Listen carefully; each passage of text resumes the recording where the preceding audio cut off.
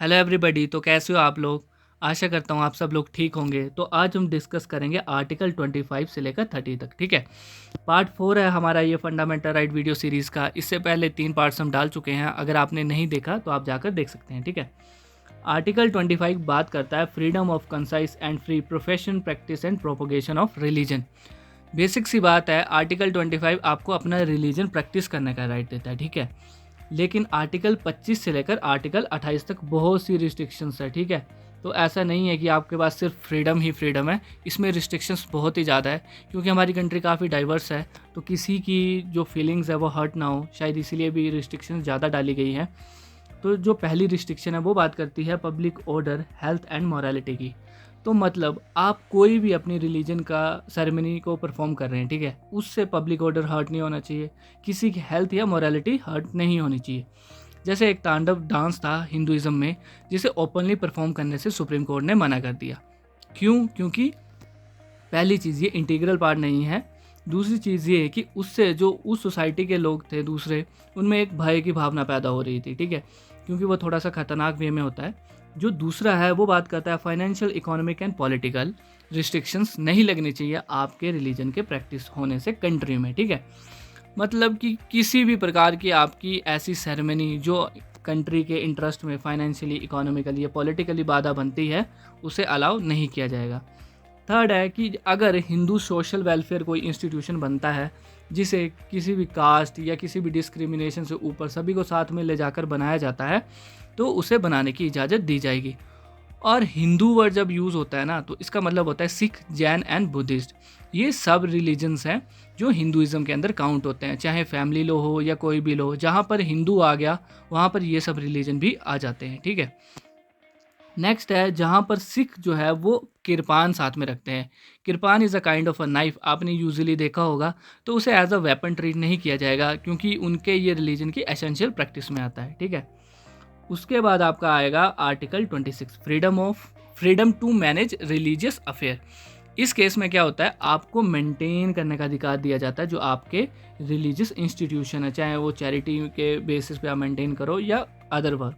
ठीक है, दूसरे केस में क्या है, आप मैनेज कर सकते हो अपने ओन अफेयर्स, जैसे आपने कोई रैली ऑर्गेनाइज कराई, कोई जागरण या कुछ भी है। ठीक है, उसके बाद ये है कि आप मूवेबल, इमूवेबल प्रॉपर्टी जो है वो एक्वायर कर सकते हो। लाइक आपने इंस्टीट्यूशन के नाम पे जो है वो ट्रक ले लिया या फिर कुछ और ले लिया, ताकि इंस्टीट्यूशन के वर्क में हेल्प हो सके, तो ठीक है, आप ले सकते हैं। उसके बाद बात करता है कि एडमिनिस्टर कर सकते हो आप ऐसी प्रॉपर्टी को खुद से, मतलब ऐसा नहीं है कि गवर्नमेंट कंट्रोल करेगी, आप खुद से भी कंट्रोल कर सकते हो। नेक्स्ट आर्टिकल 27 है, काफ़ी शॉर्ट आर्टिकल है, लेकिन सबसे ज़्यादा जो मिसयूज़ है इसी का होता है, जिसमें कहा गया है freedom as to payment of taxes for promotion of any particular religion. इस केस में क्या होता है, रिलीजियस जो चीज़ें होती हैं ना, उनसे जो इनकम होती है, सभी को पता है कि मंदिर, मस्जिद, गुरुद्वारे में बहुत चढ़ावा चढ़ता है। तो उस पैसे को अगर जो मैनेजमेंट के लोग हैं उस इंस्टीट्यूशन के, रिलीजन के प्रमोशन में लगाते हैं, तो उस पर टैक्स नहीं लगेगा।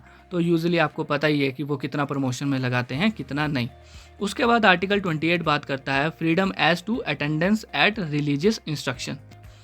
बेसिकली इसका कंसेप्ट पता क्या बोलता है, कि अगर इंस्टीट्यूशन में आप रिलीजियस इंस्ट्रक्शंस देना चाहते हो, मान लो आपने स्कूल खोला, ठीक है, वहाँ पे आप बच्चों को बोलते हो कि इस भगवान की पूजा करो। ठीक है, मान लीजिए वहाँ पर सिख भी आएंगे, मुस्लिम्स भी आएंगे, तो उनकी रिलीजियस सेंटिमेंट हर्ट भी हो सकते हैं। तो उस केसेस में गवर्नमेंट ने क्या प्रावधान किए हैं, अगर गवर्नमेंट इंस्टीट्यूशन होगा तो किसी भी प्रकार की रिलीजियस इंस्ट्रक्शंस नहीं दी जाएगी।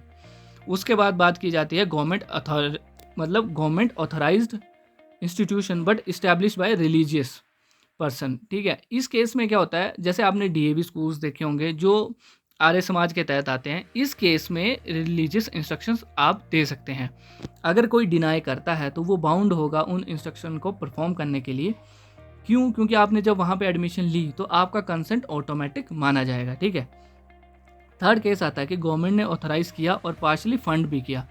अब इस केस में क्या होता है ना, आप इंस्ट्रक्शंस दे सकते हो बट वो कंपलसरी नहीं होगा। अगर कोई परफॉर्म करना चाहता है तो ठीक है, नहीं करना चाहता है तो भी कोई बात नहीं।